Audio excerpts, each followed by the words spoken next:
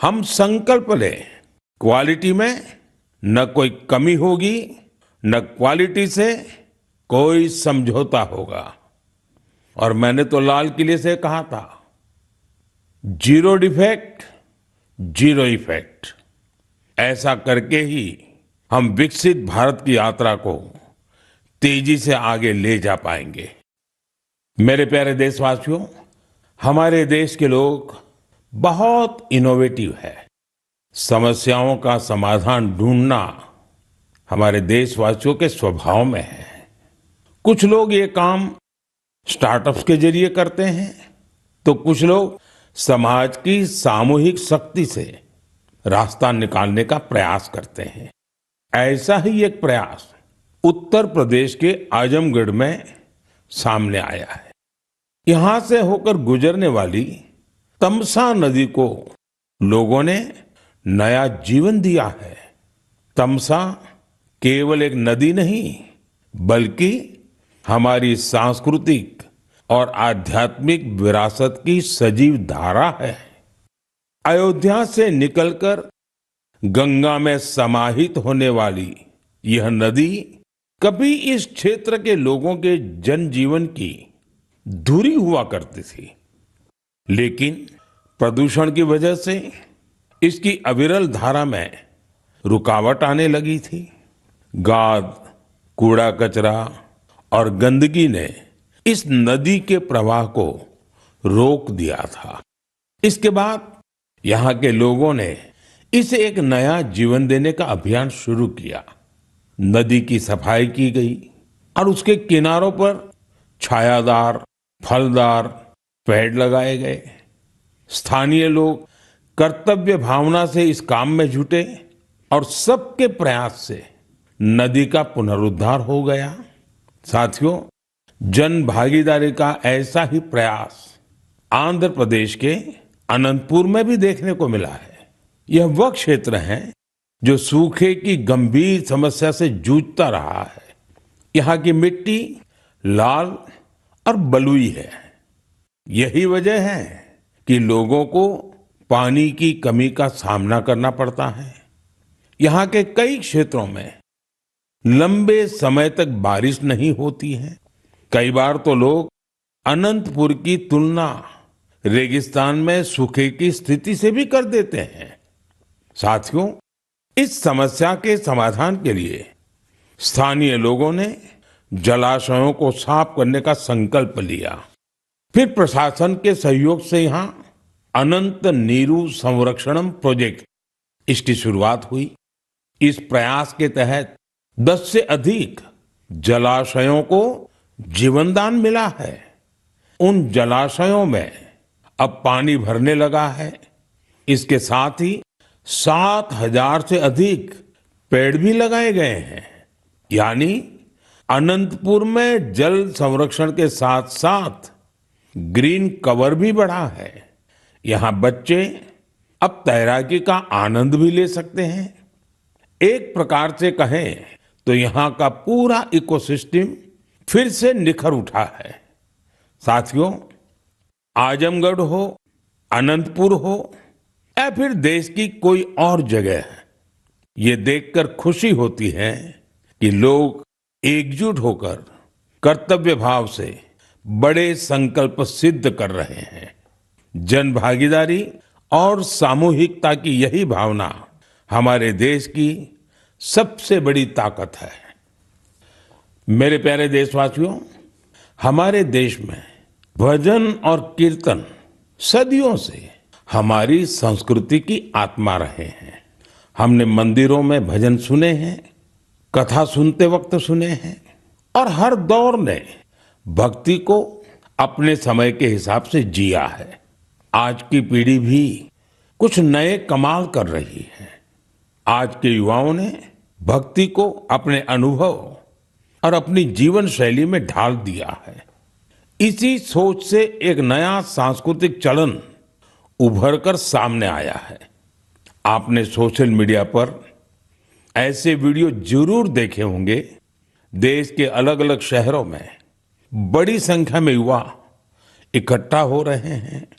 मंच सजा होता है, रोशनी होती है, संगीत होता है, पूरा तामझाम होता है और माहौल किसी कॉन्सर्ट से जरा भी कम नहीं होता है।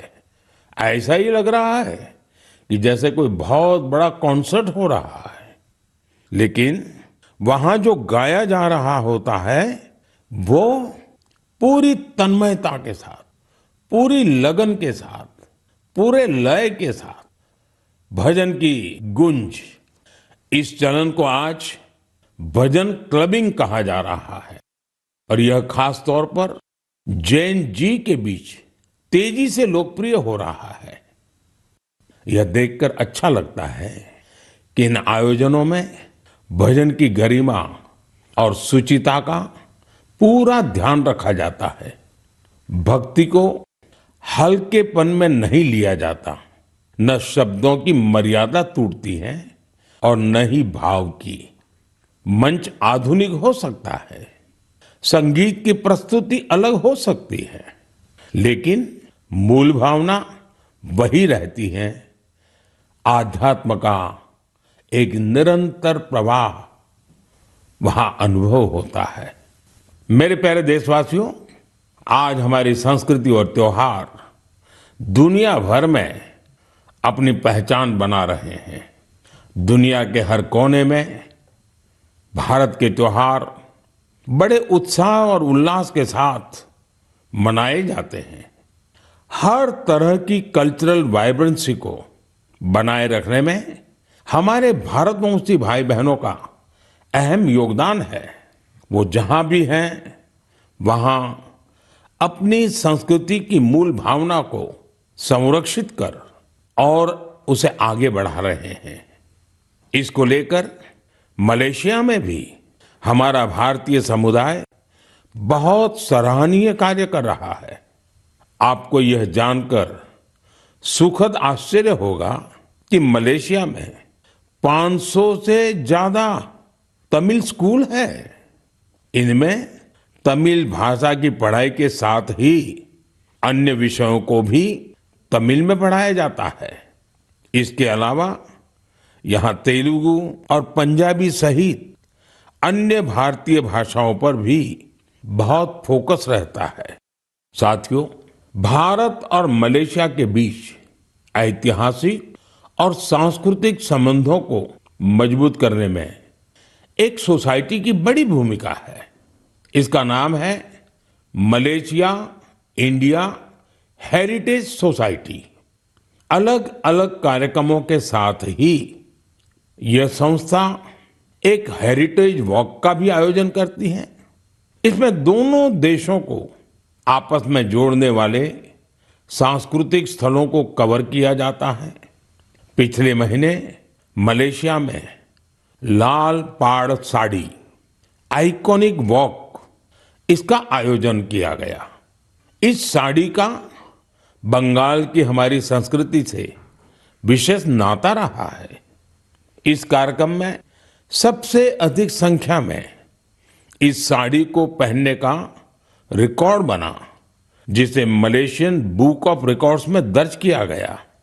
इस मौके पर ओडिसी डांस और बाउल म्यूजिक ने तो लोगों का दिल जीत लिया। मैं कह सकता हूं, साया बरबांगा डेंगान डियास्पोरा इंडिया दी मलेशिया, मेरे का मंबावा इंडिया दान मलेशिया, सेमाकिन टापा। मलेशिया के हमारे भारतवंशियों को मेरी बहुत बहुत शुभकामनाएं। मेरे प्यारे देशवासियों, हम भारत के किसी भी हिस्से में चले जाएं, वहां हमें कुछ न कुछ असाधारण, अभूतपूर्व होते हुए जरूर दिख जाता है। कई बार मीडिया की चकाचौंध में ये बातें जगह नहीं बना पाती, लेकिन इनसे पता चलता है कि हमारे समाज की असली शक्ति क्या है। इनसे हमारे उन वैल्यू सिस्टम्स की भी झलक मिलती है जिनमें एकजुटता की भावना सर्वोपरि है। गुजरात में बेचरा जी के चंदन की गांव की परंपरा अपने आप में अनूठी है। अगर मैं आपसे कहूं कि यहाँ के लोग, विशेषकर बुजुर्ग, अपने घरों में खाना नहीं बनाते, तो आपको हैरत होगी। इसकी वजह गांव का शानदार कम्युनिटी किचन। इस कम्युनिटी किचन में एक साथ पूरे गांव का सबका खाना बनता है और लोग एक साथ बैठकर भोजन करते हैं। बीते 15 वर्षों से यह परंपरा निरंतर चली आ रही है। इतना ही नहीं, यदि कोई व्यक्ति बीमार है तो उसके लिए टिफिन सर्विस भी उपलब्ध है, यानी होम डिलीवरी का भी पूरा इंतजाम है। गांव का ये सामूहिक भोजन लोगों को आनंद से भर देता है। ये पहल न केवल लोगों को आपस में जोड़ती है, बल्कि इससे पारिवारिक भावना को भी बढ़ावा मिलता है। साथियों, भारत की परिवार व्यवस्था, फैमिली सिस्टम, हमारी परंपरा का अभिन्न हिस्सा है। दुनिया के कई देशों में इसे बहुत कौतूहल के साथ देखा जाता है। कई देशों में ऐसे फैमिली सिस्टम को लेकर बहुत सम्मान का भाव है। कुछ ही दिन पहले ही मेरे ब्रदर यूएई के राष्ट्रपति महामहिम शेख मोहम्मद बिन जायद अल नाहयान भारत आए थे। उन्होंने मुझे बताया कि यूएई साल 2026 को ईयर ऑफ फैमिली के रूप में मना रहा है। मकसद ये कि वहां के लोगों के बीच सौहार्द और सामुदायिक भावना और मजबूत हो। वाकई यह बहुत ही सराहनीय पहल है। साथियों, जब परिवार और समाज की ताकत मिलती है तो हम बड़ी से बड़ी चुनौतियों को परास्त कर सकते हैं। मुझे अनंतनाग के शेखगुंड गांव के बारे में जानकारी मिली है।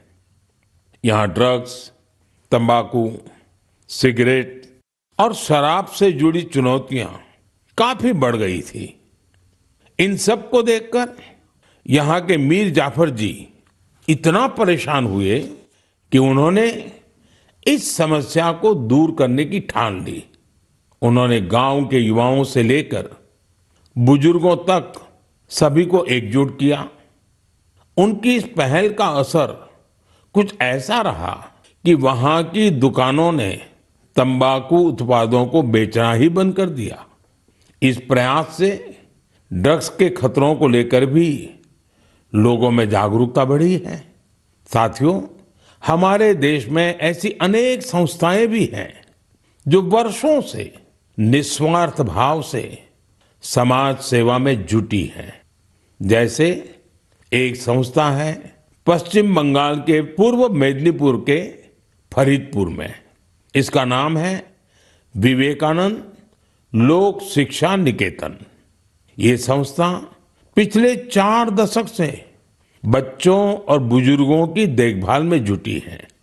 गुरुकुल पद्धति की शिक्षा और टीचर्स की ट्रेनिंग के साथ ही ये संस्था समाज कल्याण के कई नेक कार्यों में जुटी है। मेरी कामना है कि निस्वार्थ सेवा का यह भाव देशवासियों के बीच निरंतर और अधिक सशक्त होता रहे। मेरे प्यारे देशवासियों, मन की बात में हम निरंतर स्वच्छता के विषय को उठाते रहे हैं। मुझे ये देखकर गर्व होता है हमारे युवा अपने आसपास की स्वच्छता को लेकर बहुत सजग हैं। अरुणाचल प्रदेश में हुए एक ऐसे ही अनूठे प्रयास के बारे में मुझे जानकारी मिली है। अरुणाचल वो धरती है जहां देश में सबसे पहले सूर्य की किरणें पहुंचती हैं। यहां लोग जय हिंद कहकर एक दूसरे का अभिवादन करते हैं। यहां ईटानगर में युवाओं का समूह उन हिस्सों की सफाई के लिए एकजुट हुआ जिन पर ज्यादा ध्यान देने की जरूरत थी। इन युवाओं ने अलग अलग शहरों में सार्वजनिक स्थलों की साफ सफाई को अपना मिशन बना लिया। इसके बाद ईटानगर, नाहरलागुन, दोईमुख, सेप्पा, पालीन और पासीघाट, वहां भी ये अभियान चलाया गया। ये युवा अब तक करीब 11 लाख किलो से अधिक कचरे की सफाई कर चुके हैं। सोचिए दोस्तों, नौजवानों ने मिलकर के 11 लाख किलो कूड़ा कचरा हटाया। साथियों, एक और उदाहरण असम का है। असम के नागांव में वहां की पुरानी गलियों से लोग भावनात्मक रूप से जुड़े हैं। यहाँ कुछ लोगों ने अपनी गलियों को मिलकर साफ करने का संकल्प लिया। धीरे धीरे उनके साथ और लोग जुड़ते गए। इस तरह एक ऐसी टीम तैयार हो गई जिसने गलियों से बहुत सारा कचरा हटा दिया। साथियों, ऐसा ही एक प्रयास बेंगलुरु में हो रहा है। बेंगलुरु में सोफा वेस्ट एक बड़ी समस्या बनकर सामने आया है।